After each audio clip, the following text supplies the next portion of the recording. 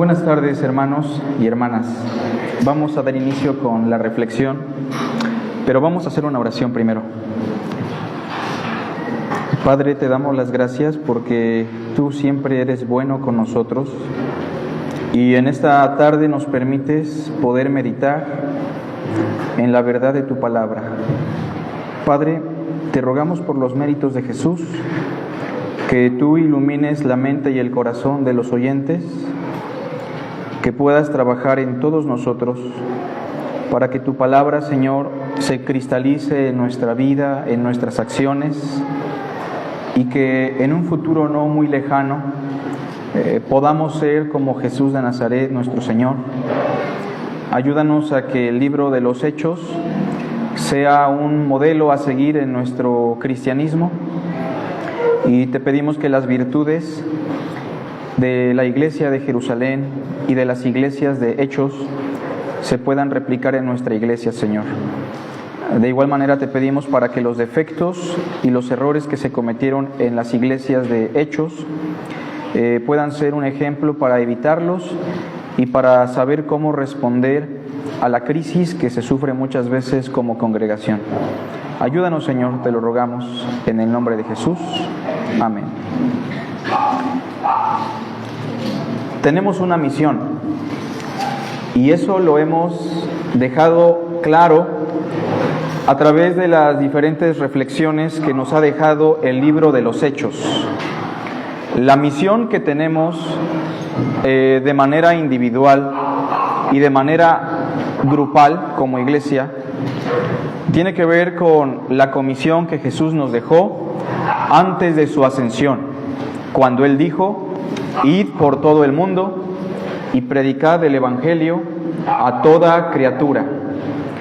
Palabras que se amplifican más con las palabras de Jesús en el registro de Lucas en Hechos 1:8, cuando dijo: pero recibirán poder cuando haya venido sobre vosotros el Espíritu Santo, y me serán testigos en Jerusalén, en toda Judea, en Samaria y hasta lo último de la tierra. Esa es nuestra misión. La misión que tenemos en esta vida como cristianos es llevar el mensaje de Cristo a todas partes, empezando desde nuestra Jerusalén. Sin embargo, en medio de la misión que tenemos que cumplir, nos vamos a enfrentar a diferentes retos o complicaciones. Uno de estos retos, decíamos hace 8 días, tiene que ver con el cómo lidiar con las expectativas que el mundo tiene de nosotros como hijos de Dios. Sobre todo cuando el mundo está en gran necesidad y escucha que nosotros somos de Dios, que tenemos tal vez favor con todo el pueblo, y a razón de eso nosotros tenemos que preguntarnos cómo vamos a tratar estas situaciones en las que tenemos que cumplir con nuestra misión en medio de las expectativas que el mundo tiene de nosotros. ¿Sí recuerdan al cojo? Tenía una expectativa forjada en su mente sobre Pedro y Juan, que cuando los vio les dijo que necesitaba una moneda de ellos, y Pedro nos explica muy bien cómo lidiar con esta situación. Primero, Pedro le dice: no tengo plata ni oro, pero lo que tengo te doy. Decíamos que una forma de lidiar con esto es aprender a no dar lo que no tenemos y lo que no podemos dar, pero que nuestra misión en las expectativas que el mundo tiene, pues siempre va a estar en función de darles lo que Dios sí nos ha dado. Y lo que Dios nos ha dado de cajón a todos nosotros es a Jesús de Nazaret, el Espíritu Santo que mora en nosotros, el Espíritu de Cristo. Sin embargo, hay otra complejidad que se presenta cuando queremos cumplir nuestra misión, y tiene que ver con los milagros. Los milagros son simplemente la manifestación del poder de Dios en una realidad que no engrana con los poderes del siglo venidero. Es decir, el poder de Dios en este mundo, en lo que nosotros conocemos como milagros, es un poder que se va a experimentar plenamente en la eternidad. La Biblia le llama los poderes del siglo venidero. Y por eso cuando vemos a un cojo de nacimiento saltar, o cuando vemos a un ciego ver por primera vez, o cuando experimentamos cualquier milagro que está fuera de nuestra realidad, hay asombro, estamos atónitos, estamos maravillados, y aunque eso en cierto punto puede ser bueno, la realidad es que los milagros muchas veces, lejos de ser lo que Dios quería que fuesen, por nuestra percepción, llegan a ser algo nocivo para nuestra salud espiritual. Les pongo un ejemplo. Cristo limpió a 10 leprosos, ¿lo recuerda? Un milagro, la manifestación del poder de un siglo que no es el nuestro. Y cuando limpia a los 10 leprosos, vemos que solo uno se queda y regresa para escuchar las palabras de Jesús. Los demás se fueron. Y en ese sentido podríamos decir, lo que Dios hizo para ellos como un bien, ellos lo recibieron como un mal, porque aunque fueron limpios de la lepra, no fueron limpios de sus pecados. Otro ejemplo es cuando Jesús multiplicó los alimentos a la gran multitud, ¿lo recuerda? Un milagro que dejó atónitos a todos, hombres, mujeres, niños. El Mesías multiplicó una gran cantidad de alimentos, pero tristemente cuando Él se levantó después de comer con ellos y empezó a decirles, yo soy el pan que descendió del cielo, y ustedes pueden ser saciados solo por mí, el Hijo del Hombre. Entonces la multitud dijo, dura es esta palabra, ¿quién la puede soportar? Ellos querían interactuar, convivir, comer, ver el milagro, pero la palabra no la podían soportar. Y el milagro que Jesús hizo se tornó en juicio para la vida de esa gran multitud. Y así podríamos encontrar una variedad de milagros en el cumplimiento de nuestra misión que si no se abordan de la manera correcta, nosotros mismos como misioneros de Cristo podemos consentir y podemos abonar a una mala percepción del milagro. Por eso en Hechos capítulo 3 del verso 11 al verso 16, el día de hoy vamos a explicar cómo es que Pedro aborda el milagro que se realizó en el cojo en el cumplimiento de su misión.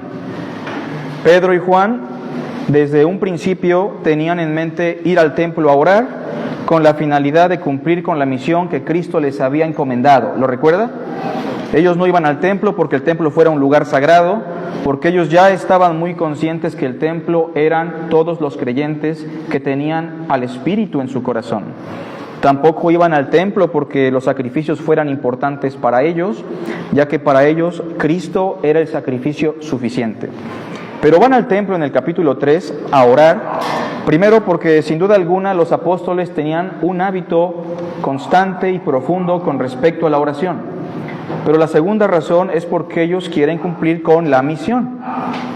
En medio de esto se da un milagro, un cojo que tenía chuecos los tobillos con sus pies, recibe el beneficio de la sanidad completa, y entonces ahora ellos, en el capítulo 3, ven una oportunidad más grande que la que tenían en mente. Es decir, no solamente íbamos al templo para poder compartir la palabra, ahora este milagro es una plataforma valiosa para poder cumplir nuestra misión. Pero claro está, hermanos, que si Pedro y Juan no hubiesen aprovechado correctamente el milagro, no se hubiera dado lo que tenemos adelante. Vea conmigo el capítulo 3, versículo 11. Y teniendo asidos a Pedro y a Juan, el cojo que había sido sanado, o sea, los tenía bien agarrados, estaba pegado a ellos, dice que todo el pueblo, atónito, concurrió a ellos al pórtico que se llama de Salomón. El pórtico de Salomón era simplemente un portal, un arco, una puerta muy grande en el oriente del templo, que conectaba con una sección en donde podían entrar prosélitos gentiles y también judíos. Pero el pórtico de Salomón se caracterizaba precisamente por ser un lugar en el que los rabinos despejaban las dudas del pueblo, en general, sean prosélitos o sean israelitas naturales.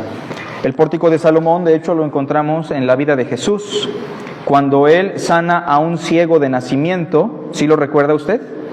Y la gente interroga al ciego, los fariseos interrogan al ciego, inmediatamente Jesús llega al pórtico de Salomón, llegan los fariseos con todo el pueblo, y es cuando Jesús les explica lo que pasó y da el gran discurso del buen pastor y las ovejas. ¿Lo recuerda? Eso ocurrió en el pórtico de Salomón. Pues seguramente Pedro aprovecha la misma situación de la sanidad del cojo para replicar lo que hizo el maestro Jesús de Nazaret y dar un sermón importante sobre el Evangelio. Así que el pórtico de Salomón de alguna manera se convirtió para ellos en un recinto en el cual se podía predicar y explicar la palabra. Dice que viendo esto Pedro, y aprovechando la oportunidad, obviamente, respondió al pueblo: varones israelitas, ¿por qué os maravilláis de esto? ¿O por qué ponéis los ojos en nosotros, como si por nuestro poder o piedad hubiésemos hecho andar a éste? El Dios de Abraham, de Isaac y de Jacob, el Dios de nuestros padres, ha glorificado a su Hijo Jesús, a quien vosotros entregasteis y negasteis delante de Pilato, cuando éste había resuelto ponerle en libertad. Mas vosotros negasteis al santo y al justo, y pedisteis que se os diese un homicida, y matasteis al autor de la vida, a quien Dios ha resucitado de los muertos, de lo cual nosotros somos testigos. Y por la fe en su nombre, a este que vosotros veis y conocéis, le ha confirmado su nombre, y la fe que es por medio de él ha dado a esta completa sanidad en presencia de todos vosotros. Bueno, de alguna manera esta es la explicación que Pedro da sobre el milagro. Y por eso el día de hoy vamos a titular a esta porción: el valor de un milagro. Repito, el valor de un milagro en el cumplimiento de nuestra misión. Repito, el valor de un milagro en el cumplimiento de nuestra misión. ¿Es atractivo un milagro o no lo es? Sí lo es. Si pusiéramos una pancarta fuera del templo y dijera: ven por tu milagro, noche de sanidad, de prosperidad, lluvia de milagros, ¿qué pasaría, hermanos? Bueno, tal vez mucha gente en necesidad, como el cojo, asistiría con la esperanza de recibir un milagro. ¿O qué pasaría si usted sale a predicar a una comunidad y en la comunidad usted, a través de la predicación, experimenta un milagro y ve que un paralítico se levanta? ¿Cómo reaccionaría usted? Es importante reaccionar correctamente, porque también en Hechos tenemos historias donde algunos personajes no aprovecharon el milagro o las señales y terminaron incluso bautizando a una gran cantidad de personas que no había creído en el Evangelio, incluyendo a un brujo llamado Simón el Mago. ¿Lo recuerda? Ahora, tenemos aquí algunas cosas que yo quisiera destacar de por qué un milagro es valioso, sobre todo en el cumplimiento de nuestra misión. Bueno, primero hay que decir que Dios hace milagros, ¿cierto? Todos estamos convencidos y todos tenemos la confianza de que el Dios de Abraham, de Isaac y de Jacob, el Dios del Antiguo Testamento que hizo maravillas, las sigue haciendo en nuestros días. De eso debemos estar completamente convencidos. Obviamente sabemos que se ha dado un fenómeno de manipulación y sectores del cristianismo se han aprovechado de esto, pero no dudamos en el poder y en los milagros de Dios, ¿o no? Yo mismo soy un milagro de Dios, porque ¿cómo es posible que una criatura vil y miserable como yo lo soy pueda ser un hijo de Dios y pueda ser un siervo de Dios? Usted mismo es un milagro de Dios. De manera que los milagros son palpables constantemente, pero ¿cuál es el valor de un milagro? Veamos el primer punto. Número 1. Según la porción que tenemos por delante, los milagros son valiosos. Un milagro es valioso porque nos brinda la oportunidad de exponer la palabra. Repito, es valioso porque nos brinda la oportunidad de exponer la palabra. Cuando Pedro se da cuenta que se da el milagro, Pedro no se queda con el milagro y ya, y no estimula a la comunidad a que busquen más milagros. No les dice, miren lo que pasó con el cojo, acérquense todos los cojos de la comunidad para que Dios les haga su milagro. No, lo que Pedro percibe en ese milagro es una oportunidad valiosa para poder compartir la palabra. Cuando usted vea la bendición de Dios en un milagro, no se quede callado, no se quede callada, abra su boca y explique profundamente la palabra de Dios, porque todo milagro, si no tiene palabra de Dios, termina siendo un bien temporal, como lo que le pasó a los leprosos. ¿Cuánto cree que le duró la limpieza a esos leprosos? Toda su vida. ¿Pero qué pasó después? Murieron, pero murieron llenos de lepra en su corazón, porque no recibieron el perdón ni la purificación de sus pecados. ¿Cuánto le duró la comida a la multitud que recibió el milagro de Jesús? Simplemente eso, una comida. Cuando alguien experimente una sanidad, cuando alguien experimente un milagro, usted aproveche. El valor no solo radica en el milagro, el valor radica en la oportunidad que usted tiene para explicarle a la persona la palabra de Dios. De otra manera, hermanos, estamos desperdiciando los poderes del siglo venidero. Veamos lo que ocurrió, por favor. Dice el versículo 11, que todo el pueblo atónito, o sea, espantado, maravillado, concurrió a ellos al pórtico que se llama de Salomón.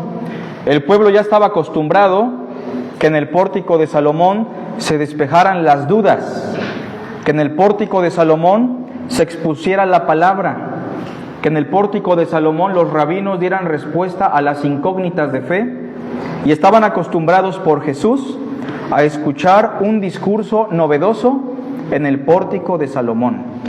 Así que se acercan al pórtico de Salomón porque el pueblo tiene hambre de saber qué es lo que ocurrió, qué significa esta maravilla, qué significa este milagro. Y por eso cuando usted es transformado y alguien le dice, oye, eres totalmente otro, a ver, dime qué te pasó, ¿le ha pasado alguna vez? Usted dígale, pues sí, Dios me transformó, Dios me cambió, Dios me hizo un milagro financiero, de sanidad, en mi matrimonio, pero ¿sabe qué? Aproveche esa incógnita para explicarle algo que es más valioso que el mismo milagro. Y haga lo mismo que Pedro, explíquele la palabra de Dios. Vean el versículo 12. Viendo esto Pedro, eso significa que Pedro tuvo un panorama completo de la situación, se percató de lo que estaba ocurriendo. Todos juntos, respondió al pueblo. ¿Qué va a hacer? Dar respuesta de una incógnita que hay en el corazón. Aprovechar la oportunidad para compartir la palabra. Explicarles que hay algo más valioso y más grande que la sanidad física. Explicarles que hay algo más valioso que la restauración de una economía. Explicarles que hay algo más valioso que la restauración de un matrimonio. Y eso tiene que ver con Dios mismo, con quién es Dios, qué ha hecho Dios, quién es Jesucristo. Pero tenemos que aprender a explicar la palabra, hermanos.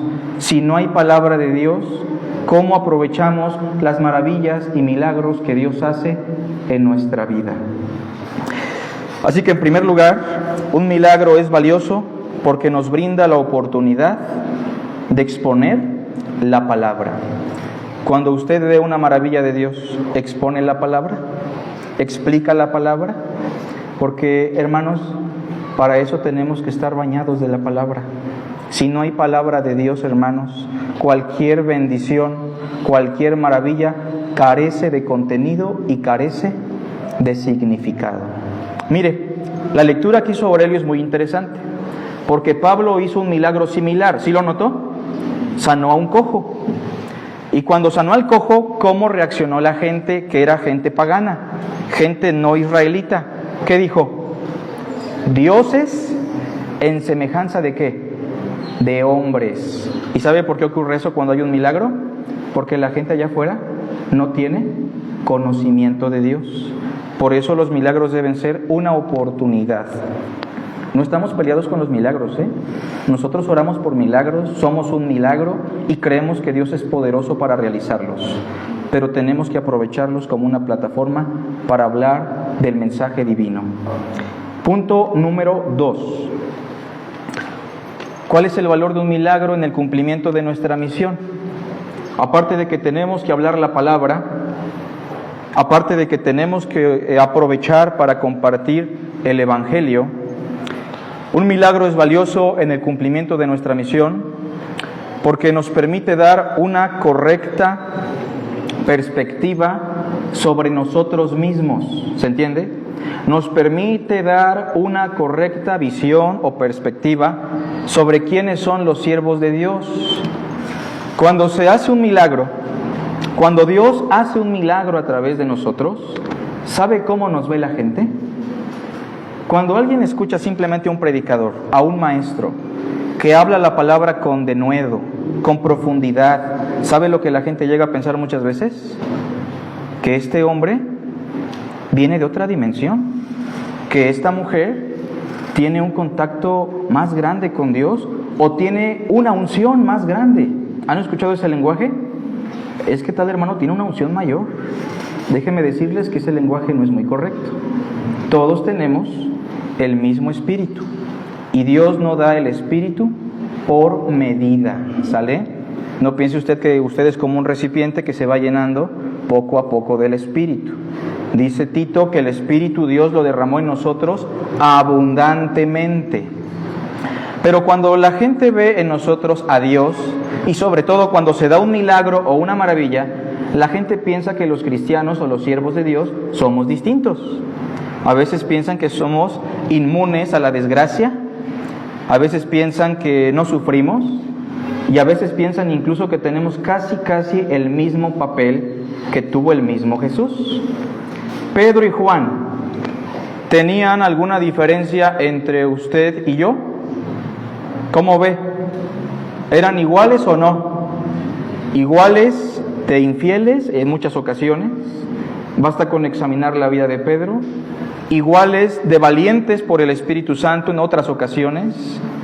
Pero eran siervos de Dios, igual que tú e igual que yo. Y note lo que Pedro le dice al pueblo. Después de que aprovecha para abrir su boca y explicar la palabra, ¿cuáles son las preguntas que hace Pedro? Verso 12.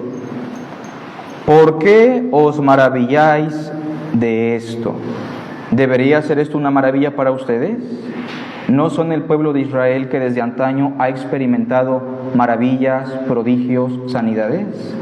Pero la segunda pregunta es más importante. ¿O por qué ponéis los ojos en quién?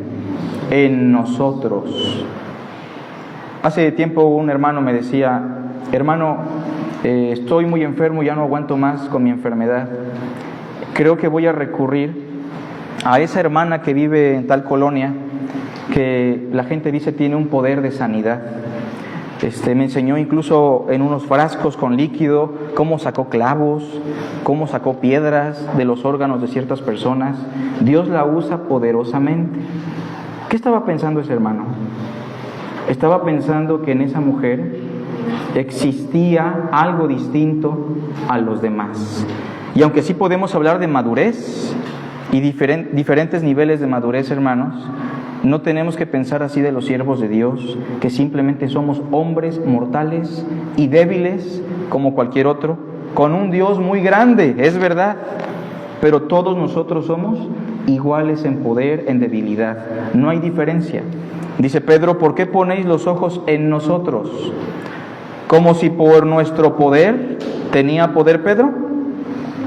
Claro que no. Pablo dice, pero el tesoro del poder de Dios está en nosotros como un vaso de barro, nada más. El poder no fluía de Pedro, sino del Espíritu Santo. Recuerda el contexto, pero recibiréis poder. ¿El poder era de Pedro? No, lo recibió por el Espíritu Santo. ¿Usted tiene el Espíritu Santo? Claro que sí. como si por nuestro poder o devoción, que es lo mismo que piedad, hubiésemos hecho andar a éste. Se llena el culto cuando se dice, viene un apóstol de tal región, viene tal profeta de tal país. Aprovechemos, va a ser noche de milagros, va a ser noche de maravillas, de señales, prodigios. ¿Qué no está Dios entre nosotros siempre, hermanos? ¿Qué no somos templo del Espíritu Santo? ¿Por qué ponemos los ojos en los hombres como por si su poder o su devoción residiera solamente en ellos el poder de Dios? ¿No dice el Nuevo Testamento que el poder de Dios radica en todos los que creen? ¿O por qué también muchas veces, hermanos, nos forjamos expectativas fuera de lugar de aquellos que son siervos y siervas de Dios? Tengamos cuidado, porque podríamos caer en idolatría como lo hicieron con Pablo y con Bernabé. ¿Sí lo notó? Llevaron los toros, llevaron los adornos y querían presentarles sacrificios. Y a veces nosotros no llegamos a ese punto, pero sí llegamos a tener una concepción equivocada a través de las personas por las cuales Dios obra. ¿Qué es Pablo? ¿Qué es Apolos? Díganme ustedes, hermanos. Servidores por medio de los cuales habéis creído. El poder no radica en los hombres, el poder radica en Dios, el autor de la vida. ¿No erréis? Toda buena dádiva y todo don perfecto procede ¿de quién? De Dios el Padre. El mismo Jesús en calidad de hombre dijo, lo que hago yo, no lo hago yo, sino ¿quién? Mi Padre que me envió. ¿Se acuerdan? Y no es que Cristo no tuviera poder, pero es que en calidad de hombre, todo lo que hizo, lo hizo por el poder de Dios en el Espíritu Santo. Así que no pongamos los ojos en los hombres. Aprovechemos los milagros, no solo para hablar la palabra, sino también para dejar muy en claro quiénes somos nosotros, para que desde un inicio las personas tengan una conciencia clara de que todos somos hermanos y uno solo es el Padre y el Cristo. ¿Se entiende? Aprovechemos los milagros para sembrar una conciencia clara de quién es el hombre. Punto número 3. El milagro es valioso, siempre lo será.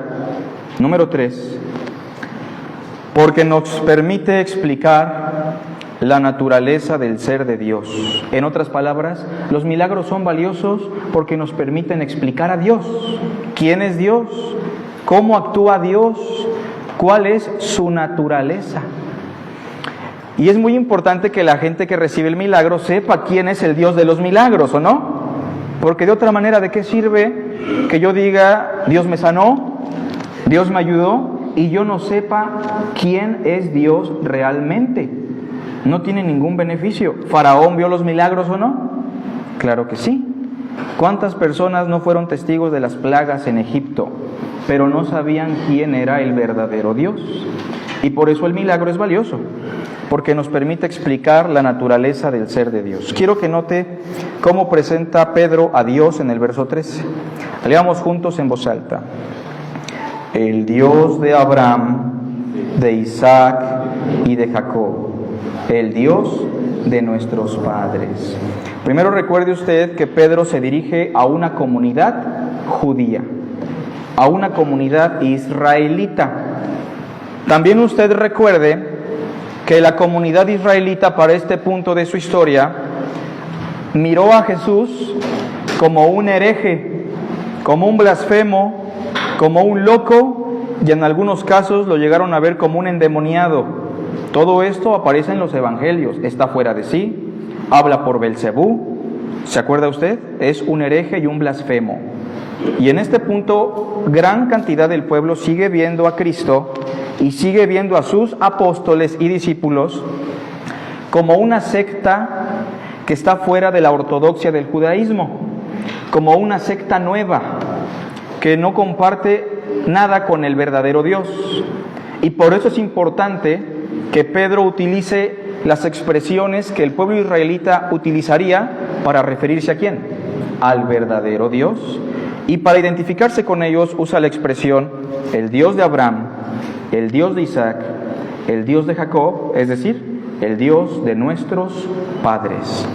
Pero recuerde usted que la ocasión en la que Dios se presentó de esa manera fue cuando un hombre llamado Moisés, que andaba fugitivo de la ley de Faraón, vio una zarza ardiendo. ¿Sí lo recuerda? Y no vio y no entendió por qué la zarza no se apagaba. Y entonces se acercó a la zarza y de la zarza oyó la voz de Dios que le dijo: yo soy el Dios de Abraham, yo soy el Dios de Isaac, yo soy el Dios de Jacob, el Dios de tus padres. Esa presentación de Dios, que aparte estuvo acompañada del título divino Ego Eimi On, es decir, yo soy el que soy, fue lo que dio apertura para que el pueblo de Israel, por primera vez en su historia, experimentara las maravillas más grandes a nivel nacional en Egipto. Plagas sorprendentes, poderosas y terribles que nacen a partir de la presentación del Dios de Abraham, Isaac y Jacob como el Dios de los milagros, como el Dios de las maravillas. Y que Pedro use la misma terminología es una forma de decirles: ese Dios que se le presentó a Moisés y que hizo las maravillas y las plagas terribles en Egipto, es el Dios que hizo el milagro en este cojo de nacimiento. ¿Se entiende? Y el hecho es, hermanos, que en el contexto del Éxodo, cuando Dios se presentó así como yo soy el que soy, esto implicaba varias cosas en la mente del pueblo. En primer lugar, yo soy el que soy implica eternidad. Dios es eterno. El tiempo no está sobre Dios porque el tiempo Dios lo creó. Es el primer elemento físico. En el principio creó Dios. Dios es eterno. Dios no será, Dios no fue, Dios es eternamente. Y si es eterno, eso significa que Dios es inmutable, porque Dios no puede cambiar. Y entonces esta expresión que los lleva a Moisés les hace entender que el Dios de milagros, el Dios poderoso, hoy en nuestros días sigue haciendo las mismas maravillas, con el mismo poder, con la misma potencia.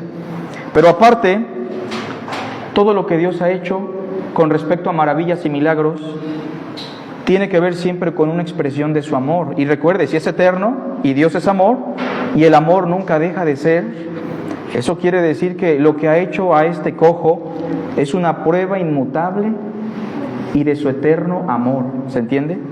Esa es la idea. Pero aparte, vea lo que dice el verso 13. El Dios de Abraham, de Isaac y de Jacob, el Dios de nuestros padres, juntos, ha glorificado a su Hijo Jesús. Ha glorificado a su Hijo. Esta expresión aparece en el Salmo 2. Y en el Salmo 2 se explica cómo el pueblo lo iba a negar, cómo el pueblo lo iba a sacrificar, pero cómo Dios lo iba también a exaltar, usando el término que usted ha escuchado. El Señor me ha dicho: mi hijo eres tú, yo te engendré hoy. Pídeme y te daré por herencia todas las naciones y los confines de la tierra. Esto está implicando que el Dios de Abraham, el Dios eterno, el Dios inmutable, el Dios amoroso, también es el mismo Dios fiel que ha cumplido su palabra exaltando a su Hijo Jesús de Nazaret. Así que, hermanos, los milagros siempre son una oportunidad para explicar quién es Dios. ¿Quién es la fuente de todo milagro? Dios. ¿Y cómo es Dios? Bueno, analicemos el milagro. Porque el milagro simplemente es una réplica de su naturaleza. ¿Es poderoso o no? ¿Es maravilloso? ¿Es eterno? ¿Es inmutable? ¿Es amoroso? ¿Es fiel? ¿Es bueno? El hecho de que usted pueda respirar todos los días y amanezca vivo es un solo milagro. ¿Se entiende? Las misericordias de Dios, las expresiones de Jeremías, se renuevan todos los días, cada mañana. Así que en ese punto enfatizo otra vez: el milagro es valioso porque nos permite explicar la naturaleza del ser de Dios. Aproveche cada milagro para decirle a la gente: no solamente Dios me sanó, Quiero decirte que el Dios al que yo sirvo es un Dios amoroso, eterno, es el único Dios, es inmutable, es perfecto y hace maravillas. Aprovechemos los milagros. Punto número 4, hermanos. ¿Por qué es valioso un milagro? Un milagro es valioso porque nos permite confrontar al hombre con su pecado. No todo es gozo. No todo es alegría, no todo es felicidad, no todo es agradable. Los milagros contienen un mensaje en sí. ¿Sabe cuál es el mensaje de un milagro? Misericordia, gracia, que hay un Dios bondadoso para criaturas que son perversas y miserables. Nosotros somos criaturas viles, nosotros somos corruptos. La Biblia dice que somos semejantes a un gusano. La Biblia dice que desde que nacemos es imposible que seamos limpios por nuestra propia capacidad. La Biblia dice que todas nuestras obras son como un trapo inmundo que se corrompe. La Biblia dice que no hay quien busque a Dios. La Biblia cataloga al hombre como una criatura menospreciable y vil. Y note lo que voy a decir. Una criatura que no tiene ningún valor. Fíjese, pero que si tiene valor no es porque lo contenga en sí, sino porque Dios le ha dado valor, ¿se entiende? Es como cuando usted llega a la casa de alguien y la persona le dice, ni me toques ese muñequito o ese vasito, porque es muy valioso para mí. Y uno lo ve, sea un muñeco, un vaso, un artefacto, una reliquia, y uno se pregunta, pero ¿por qué el hermano cuida tanto esa cochinada? ¿No? Un artefacto tan feo, se ve mal, estorba. No, pero es que para mí es muy valioso. Tiene un valor muy importante. Bueno, así percibe al hombre, el ser humano es igual. ¿Sabe quién hubiera dado algo por nosotros? Nadie. Nadie. Pablo dice, nadie moriría por un impío. Si acaso morimos por alguien, sería por un justo. Pero el hecho de que seamos valiosos es porque Dios nos ha colocado valor. Y cuando hay un milagro, es una forma para poder confrontar al hombre con su miseria y su pecaminosidad. Vea lo que dice el versículo 13. Dice, el Dios de Abraham ha glorificado a su Hijo Jesús. Todos juntos. A quien vosotros entregasteis y negasteis. ¿No hizo eso también Pedro? Yo creo que Pedro se está identificando muchísimo en esta confrontación. ¿Por qué? ¿Qué hizo Pedro? Lo negó. Y él no se siente superior a la comunidad israelita. Él entiende que ahora está arrepentido, ha sido transformado y capacitado, pero él está diciendo, todos nosotros lo que hicimos fue entregarlo y negarlo delante de Pilato. Porque mire, aunque Pedro no gritó, crucifíquenlo, ¿dónde estaba Pedro? Llorando amargamente por haberlo negado. Sigue diciendo, cuando éste había resuelto ponerle en libertad. Juntos, mas vosotros negasteis al santo. Mire eso, esta expresión judía, el santo, que solo se usaba para hablar del Dios de Israel, el único, el diferente a todo, el sublime y eterno. ¿A qué lo vamos a comparar? Él se hizo carne y ustedes lo negaron, lo entregaron y lo mataron. Y algo más, escuche bien, negaron al santo y ¿a quién más? Al justo, el hombre que nunca pecó, el que no tenía por qué morir de esa manera, murió de esa manera porque ustedes lo negaron y lo entregaron. No solo eso, paradójicamente Pedro les dice en el verso 15, todos juntos, y matasteis al autor de la vida. El texto griego dice, mataron al originador, al que le da origen a la vida. ¿Sabe quién es el único que puede ostentar ese título? Dios. Paradójicamente mataron al Dios que se hizo carne. Matamos al único que nos cuidó, cavó alrededor de nosotros, nos estuvo regando con paciencia. Matamos al autor de la vida. Cuando hay un milagro, aproveche. No tenga temor de ofender a las personas, porque las personas siempre han ofendido a Dios. Y hábleles de su pecado. Explíqueles que la paga del pecado es muerte. Que por qué se llaman o nos llaman buenos si no hay bueno sino Dios. que todos hemos pecado y estamos faltos de la gloria de Dios, que todos nosotros nos hemos desviado, somos injustos y que todos merecemos la condenación. Confrontemos al hombre con su pecado, porque todos nosotros somos culpables de la muerte del Cristo, ¿sí o no? Porque por nuestra causa el Cristo fue crucificado.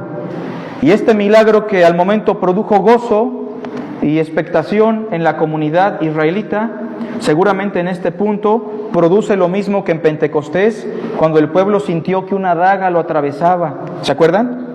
Sepa pues ciertísimamente toda la casa de Israel que a este Jesús, a quien vosotros crucificasteis, Dios le ha hecho Señor y Cristo.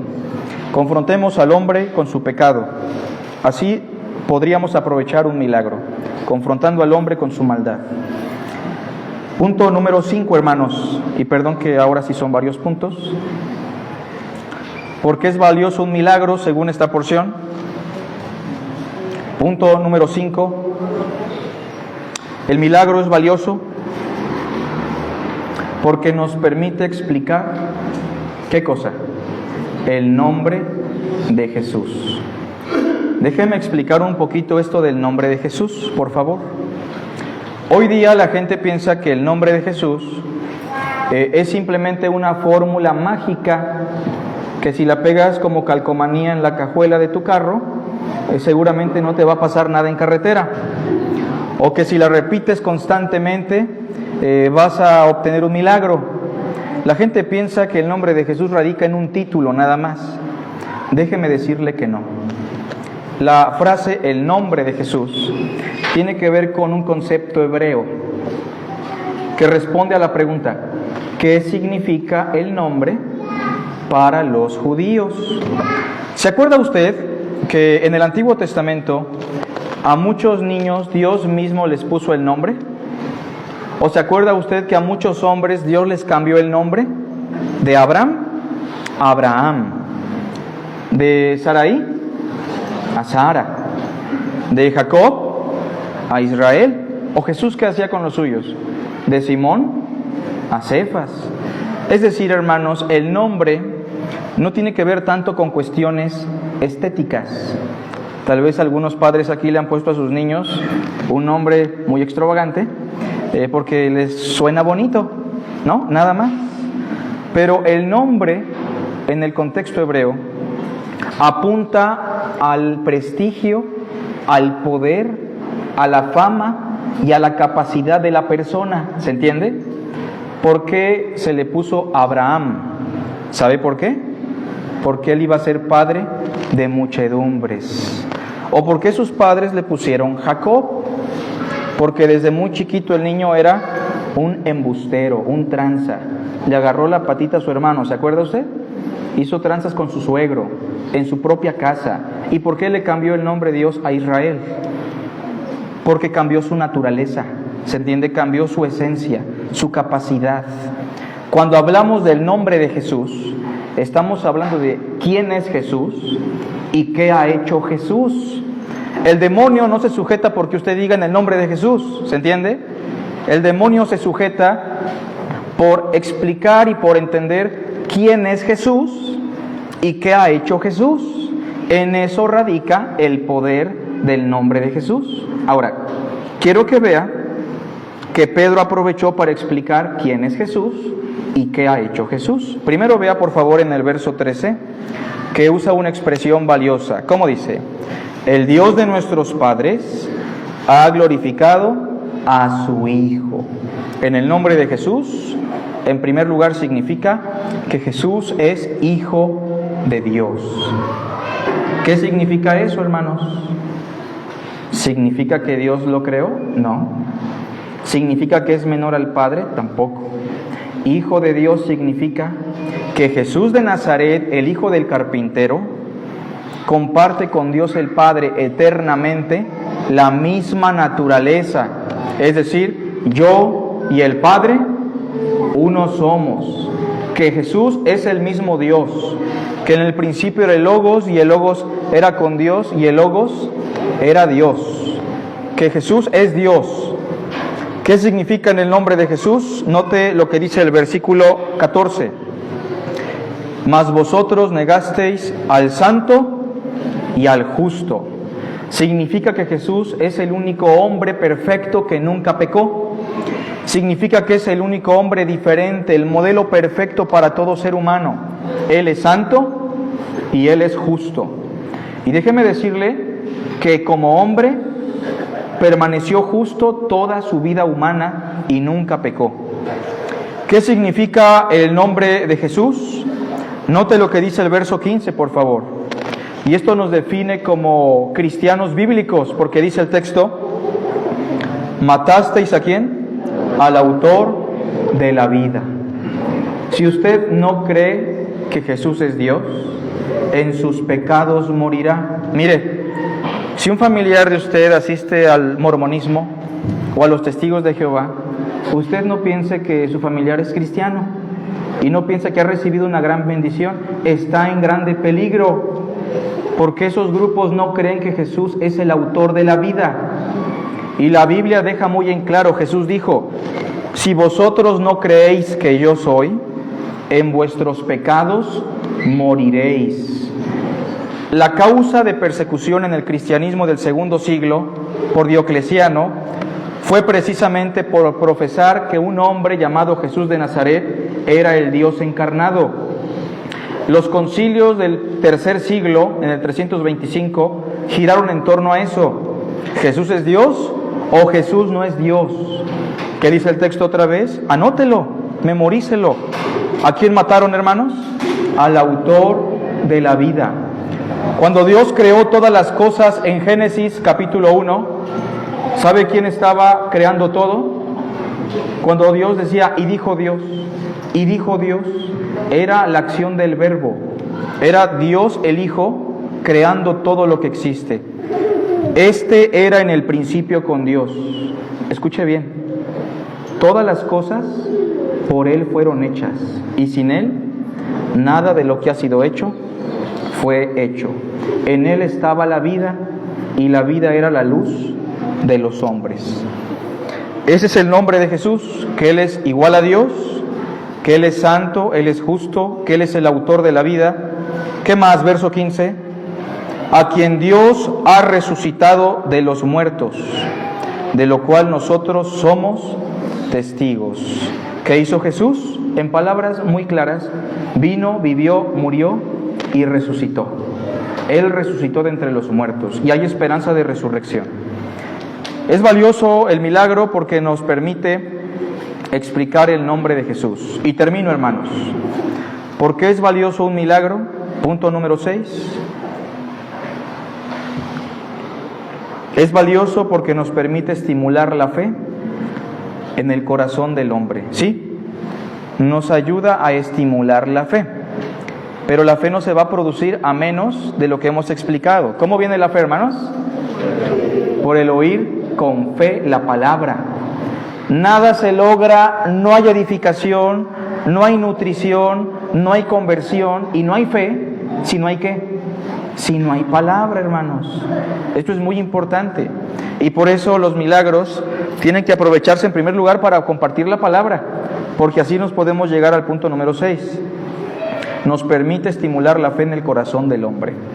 Vea conmigo, por favor, el versículo 16. Lo leemos juntos. Y por la fe en su nombre, ¿qué quiere decir? Por creer que Él es el autor de la vida. ¿Tiene congruencia o no? Por creer que Él resucitó de los muertos, por creer que Él es el justo y santo, es decir, por la fe en su nombre, a este que vosotros veis y conocéis, porque lo conocen de años, le ha confirmado su nombre, su poder, su esencia, todos juntos. Y la fe que es por Él, ¿beso? La fe que es por medio de Él es una mejor traducción. Y por la fe a través de Él ha dado a este completa sanidad en presencia de todos vosotros. La fe en Cristo fue lo que experimentó el cojo. Tal vez usted pensó o fue tentado a pensar que Pedro levantó al cojo por su propio poder, pero ya leímos en esta porción que no fue así. ¿Por qué? Primero, porque Pedro dijo: no piensen que por nuestro poder o piedad pasó esto. Y segundo, porque el mismo Pedro está explicando que si el cojo fue sanado, ¿fue por qué? Por la fe en el nombre de Jesús. Como el paralítico que fue bajado en el lecho, ¿se acuerda? ¿Por qué Cristo lo perdonó y lo sanó? Porque el texto dice: pero viendo la fe de ellos, le dijo al paralítico: ten ánimo, hijo, tus pecados te son perdonados. ¿Tiene usted fe en que Dios puede hacer un milagro en su vida? Y si no tiene la fe que usted quisiera, dígale a Jesús: creo, Señor, pero ayuda a mi incredulidad. Lea conmigo un texto, por favor, en Mateo 13:58. Mateo 13:58. ¿Lo tenemos? ¿Se acuerda que Jesús entró a Nazaret? La ciudad en la cual Él se crió, la ciudad en la cual Él incluso fue a predicar en la sinagoga. Pues se dice que los nazarenos no lo aceptaron muy bien e incluso quisieron matarlo. Y dice Mateo 13:58, todos juntos: y no hizo allí muchos milagros a causa de la incredulidad de ellos. Yo no sé qué esté pasando a usted, y sí quiero aprovechar ahorita para decirle: no importa que usted esté muy enfermo, no importa que usted esté muy mal económicamente, no importa que su vida espiritualmente esté deshecha, si usted cree que Dios lo puede restaurar, Dios lo puede hacer, ¿o no?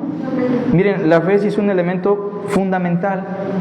Jesús siempre confrontó a las personas con lo mismo: yo soy la resurrección y la vida, Marta, y el que cree en mí, aunque esté muerto, vivirá. ¿Crees esto? Al principio Marta no lo creía, porque le dijo: Señor, si hubieses estado aquí, mi hermano no habría muerto. Pero Marta dijo: sí, Señor, yo he creído. ¿Cree usted que Dios lo puede ayudar con su salud? Dios lo puede hacer. ¿Cree usted que Dios le puede ayudar en su matrimonio? Dios puede hacer ese milagro. ¿Cree usted que Dios lo puede sacar de ese fango de pecado? Dios lo puede hacer, pero tiene que creer, porque Dios obra a través de la fe del hombre. No es la condicional, pero es la virtud por la cual nos apropiamos de la gracia divina. La Biblia dice que por gracia somos salvos, ¿por medio de qué? De la fe. Así que, hermanos, estemos prestos para experimentar los milagros de Dios, pero estemos más atentos para abordar los milagros como el apóstol Pedro los abordó. Hagamos una oración. Señor, te damos las gracias por tu santa palabra, porque tu palabra es viva y eficaz y más cortante que toda espada de dos filos. Señor, produce en nosotros convicción.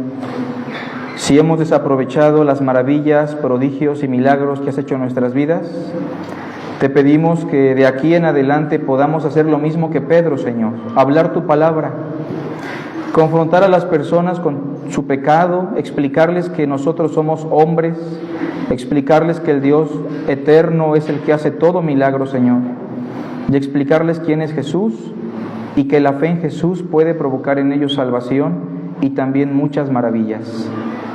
Padre, si alguien aquí está carente de fe, ayúdalo. Si alguien aquí necesita un milagro, Señor, te rogamos que lo hagas por Cristo, tu Hijo, y lo pedimos conforme a tu voluntad, Señor, confiando en que tu voluntad es buena, agradable y perfecta. Bendice, Señor, el resto de nuestro día y bendice nuestra semana. En el nombre de Cristo. Amén.